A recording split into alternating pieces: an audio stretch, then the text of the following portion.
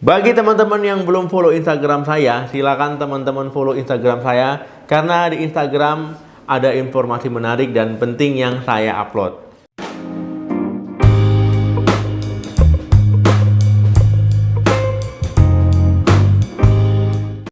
Halo, assalamualaikum warahmatullahi wabarakatuh. Balik lagi channel saya. Semoga teman-teman selalu dalam keadaan sehat. Amin. Teman-teman, ya, pertumbuhan ataupun perkembangan janin di dalam kandungan ya mungkin bikin penasaran kita semua ya. Nah, apalagi di usia kehamilan 3 minggu.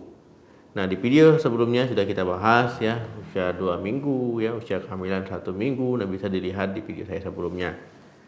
Nah, jadi teman-teman saat usia kehamilan 3 minggu ya, bisa saja teman-teman belum merasakan tanda-tanda kehamilan. Nah, tetapi di usia kehamilan 3 minggu ini ya, nah ini janin pertumbuhannya sudah ataupun sedang berlangsung. Nah, pada video kali ini kita akan membahas perkembangan janin di usia kehamilan 3 minggu. Sel telur wanita kemudian bertemu dengan sel pria, ya ini akan mengalami pembuahan. Nah, sekitar kurang lebih 30 jam nanti dia akan membelah ya dari 2 sel, ya kemudian menjadi 4 sel, jadi 8 sel dan seterusnya. Nah, ini dia berlangsung dari tuba falopi menuju rahim. Saat perjalanan ke rahim, ya kelompok sel kecil ini seperti bola. Nah, ini disebut dengan embrio. Nah, kemudian embrio akan terisi cairan yang disebut dengan blastosit. Nah, di akhir minggu ya, nah blastosit ini nanti akan menempel di rahim ya, di dinding rahim. Nah, ini disebut dengan implantasi ataupun penanaman. Implantasi pada rahim ini di endometrium ya. Nah, ini dia nanti akan menyediakan nutrisi. Ya, implantasi ini akan berubah jadi ari-ari ya yang akan merawat bayi teman-teman sampai 9 bulan ke depan. Dok, udah bisa ketahuan belum nih jenis kelaminnya? Nah, teman-teman saat usia kehamilan 3 minggu ya, ini janinnya masih berbentuk embrio ya. Jadi masih belum bisa kita mengetahui jenis kelaminnya itu laki-laki ataupun perempuan ya karena masih sangat kecil. Dok, bagaimana perubahan tubuh di usia kehamilan 3 minggu? Nah, teman-teman ya mungkin teman-teman belum sadar kalau seandainya teman-teman itu sudah hamil ya. Nah, ketika implantasi terjadi, ya sebagian orang akan mengalami perdarahan implantasi, ya bercak pendarahan implantasi. Tapi ini tidak semua wanita mengalaminya, ya sebagian besar memang mengalami tadi, tapi tidak semua wanita. Nah, ketika teman-teman ya terasa melihat misalkan dicek, wah ini perdarahan apa nih, bercak apa nih? Nah, bisa saja itu adalah perdarahan implantasi. Indera penciuman menjadi lebih tajam di usia kehamilan 3 minggu.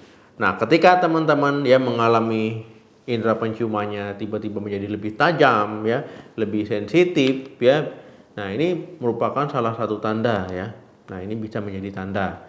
Ini karena pengaruh dari peningkatan hormon estrogen dan juga HCG ya. Nah, ini hormon kehamilan. Nah, jadi teman-teman ya misalkan teman-teman aroma samar-samar pun tercium dengan teman-teman, ya misalkan ada masakan yang jauh pun bisa teman-teman rasakan ya, bisa teman-teman cium. Nah, ini karena sensitif ini ya karena pengaruh tadi dari hormon estrogen dan juga hormon HCG. Tetapi teman-teman ya karena sensitif indera penciuman kadang-kadang membuat teman-teman merasa tidak nyaman ya. Bau-bau yang membuat teman-teman merasa tidak enak, tidak nyaman, enak gitu ya. Ini juga akan semakin teman-teman rasakan. Nah, akhirnya nanti keluhan mual muntah ya bisa memburuk ya karena terlalu sensitif indera penciumannya. Dok, apa yang menjadi perhatian di usia kehamilan 3 minggu? Nah, teman-teman pada usia ini ya, nah ini banyak yang mengalami morning sickness ataupun mual muntah di pagi hari ya. Nah, teman-teman akan tiba-tiba merasa mual-mual ya, bahkan sampai muntah. Ya, ini adalah gejala umum orang hamil, tapi memang tidak semua mengalaminya, tapi sebagian besar mengalaminya. Ataupun teman-teman jadi ngidam sesuatu. Nah, ini juga bisa menjadi perhatian ya ketika usia kehamilan 3 minggu. Nah, ataupun misalkan teman-teman morning sickness-nya tidak terlalu parah ataupun juga tidak ngidam. Nah, ini teman-teman termasuk orang yang beruntung ya. Nah, kadang orang yang mengalami morning sickness itu mau makan nggak bisa ya, mau mencukupi asupan nutrisinya itu nggak bisa karena mual muntah, bahkan ada yang sampai dirawat di rumah sakit. Kalau sudah dirawat di rumah sakit itu berarti kondisi yang sudah terlalu berlebihan.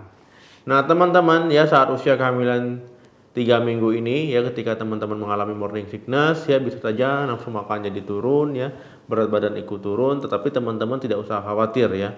Nah ketika 3 bulan pertama ini terjadi ya, teman-teman bisa mencukupi kebutuhan gizi, nutrisi di hari berikutnya ataupun di minggu berikutnya. Nah ini nanti supaya membantu pertumbuhan dan perkembangan bayi itu jadi lebih baik. Memang orang yang mengalami morning sickness ya bisa saja berat badannya turun tadi. Nah tetapi ketika morning sicknessnya sudah hilang ya, ini penambahan berat badan itu akan jauh lebih mudah. Morning sickness ini pada umumnya akan menghilang di usia kehamilan 12 minggu sampai usia kehamilan 14 minggu. Nah ini ya yang harus teman-teman ketahui. Apa perlu konsultasi ke dokter ya untuk membantu perkembangan janin di usia kehamilan 3 minggu? Nah teman-teman ya, sebaiknya memang perlu untuk berkonsultasi ke dokter ya untuk memantau perkembangannya. Apalagi kalau teman-teman ya obesitas, kemudian lahir di usia muda ataupun lahir di usia dengan resiko ya usia 35 tahun ke atas, ataupun memang memiliki penyakit kronis. Nah ini sebaiknya harus rajin-rajin berkonsultasi ke dokter. Tes apa dok yang mungkin diperlukan saat usia kehamilan 3 minggu? Nah ketika teman-teman telat menstruasi ya pada usia kehamilan ini ya, teman-teman bisa melakukan tes mandiri ya, tes pack. Nah ini bisa teman-teman beli di apotik ya, penggunaannya biasanya disertakan di belakang kemasan ya, ini untuk mendeteksi urin. Nah mendeteksi urin ya, ini untuk melihat kadar hormon HCG ataupun hormon kehamilan. Nah ini disarankan untuk ceknya itu pagi hari ya, ketika bangun tidur. Dok, cara menjaga kesehatan di usia kehamilan 3 minggu bagaimana? Nah jadi teman-teman memang harus ada yang teman-teman perhatikan ya, karena ini untuk kesehatan dan juga perkembangan baik ke depannya. Ya, yang pertama itu adalah memantau penggunaan obat-obatan. Nah, teman-teman harus memperhatikan penggunaan obat-obatan ya. Selama ini misalkan teman-teman mengkonsumsi obat anti nyeri ya, ataupun obat apapun itu ya yang tadinya bisa teman-teman bebas beli di apotik ya, ketika hamil itu harus hati-hati. Ya begitu juga dengan obat resep yang sebelumnya teman-teman konsumsi ya, sudah hamil tapi teman-teman tidak konsultasi lagi ke dokter. Nah, karena ketika hamil tidak sembarangan bisa mengkonsumsi obat, karena obat-obat tertentu bisa mempengaruhi kehamilan teman-teman. Nah jadi sebaiknya ketika teman-teman ada menggunakan obat-obatan resep ataupun non resep, sebaiknya konsultasikan dulu ke dokter ya, ini masih bisa dilanjutkan atau tidak, atau mau diganti ya, atau memang perlu dihentikan. Nah itu penting untuk konsultasi ke dokter tentang obat-obatan yang teman-teman konsumsi. Yang kedua, hindari alkohol dan juga merokok. Nah, kedua hal ini adalah hal yang menjadi pantangan bagi ibu hamil. Nah, karena tidak ada manfaatnya ya, bisa mempengaruhi kesehatan ibu dan juga perkembangan pertumbuhan janin dalam kandungan.